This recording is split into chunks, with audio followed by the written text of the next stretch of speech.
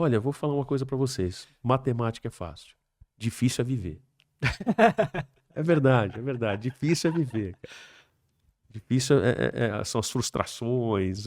Matemática é simples, cara, porque a matemática tá ali. Você pode não entender o negócio hoje, amanhã você entende. É mais ou menos questão de tempo. Matemática, você vai quebrando ali.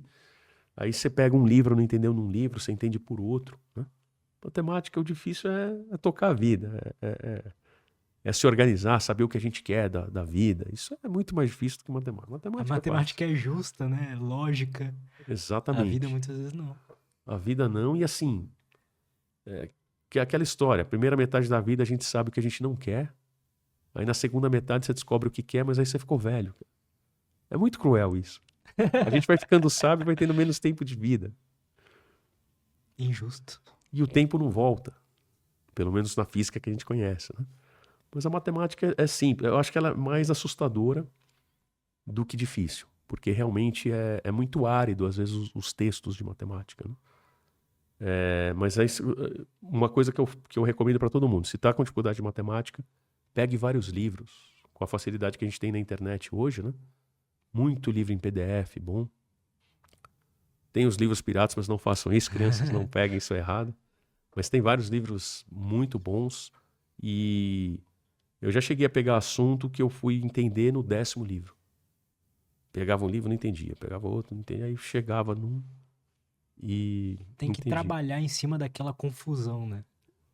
É tipo ir lá quebrando assim um bloco de confusão. Exatamente. E a matemática ela tem um problema. O conhecimento matemático, ele é muito... Ele parece muito com uma construção. Se faltar alguma coisa no alicerce, você não consegue construir o edifício. Então, às vezes, a dificuldade que a pessoa tem... Por exemplo, eu dei aula particular muito tempo, quando eu era adolescente, na faculdade, tudo. Não dava para pegar emprego fixo e tal, então me virava dando aula particular. Aí eu lembro uma aluna... Eu já volto na física quântica, tá? Foi mal, desculpa a dispersão aí, Tranquilo, digníssimo. vambora. E aí ela queria aprender inequação. Só que ela não sabia equação. E aí eu falei, você não quer que eu te explique a equação primeiro? Não, a minha prova é de inequação. Aí eu disfarçadamente expliquei a equação sem ela perceber, para poder explicar a inequação. As bases precisam ser fortes, né? Pra entender matemática, pra entender física. Exatamente. Por exemplo, você vê uma coisa que aparentemente é muito simples e dá para provar que não é, são as operações matemáticas, né? Eu já volto em mecânica quântica, mas eu tenho um exercício que eu gosto de fazer com os meus alunos, que é o seguinte. Eu te pergunto, quanto que é 2 vezes 0? Putz, 0. por quê? Não sei. Exatamente, não é óbvio e é profundo. Qual é a resposta que a professora dá pra gente no primário? Não por culpa da professora. Ela faz um trabalho maravilhoso, porque nós crianças não temos essa abstração. O zero é muito sofisticado, né? 2 vezes 0, 0. Por quê? Geralmente, eu aprendi assim, talvez você aprendeu assim, talvez o digníssimo também. Consertar a postura. Que o 2 vezes 0 é 0 porque o 0 é nada, então 2 vezes nada é nada. É um raciocínio. Aí você vai aprender potenciação, 2 elevado a 0 é 1. Não é 0.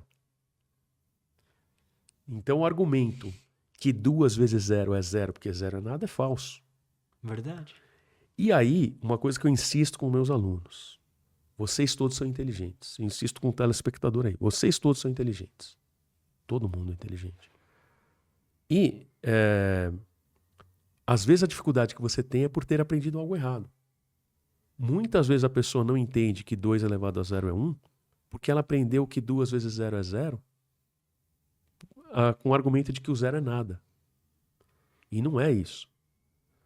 Vou mais além. Se eu te falar assim, 2 vezes 3, você vai falar 2 mais 2 mais 2, dá 6. Beleza, 2 vezes 3, 6. A vezes B é A mais A, B vezes, né? Primeiro número é o que você vai somar e o segundo é o número de parcelas. Então 2 vezes 3 eu tenho o número 2, 3 vezes, somado. Beleza.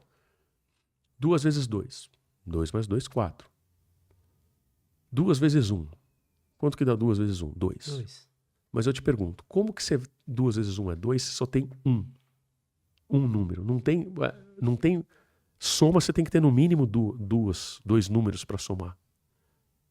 Né? Soma, você tem que ter 2 parcelas. Como é que você vai multiplicar por 1? Verdade. Como é que você vai multiplicar por 0? Como é que você vai somar um número 0 vezes? Como é que você vai somar um número meia vez? 2 vezes meio, 1, tá? Mas como é que você vai somar um número meia vez? O que acontece? Acontece que o estudante aprende que A vezes B é A mais AB vezes, né? Voltando no número 2 vezes 3 é 2 somado 3 vezes, a gente aprende assim. Só que essa definição de multiplicação, ela não é válida para tudo. Ela não é válida para o 1, não é válida para o 0, não é válida para fração, não é válida para número negativo. Como é que você vai somar o 2 menos 3 vezes? 2 vezes menos 3.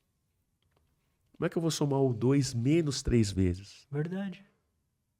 Você percebe?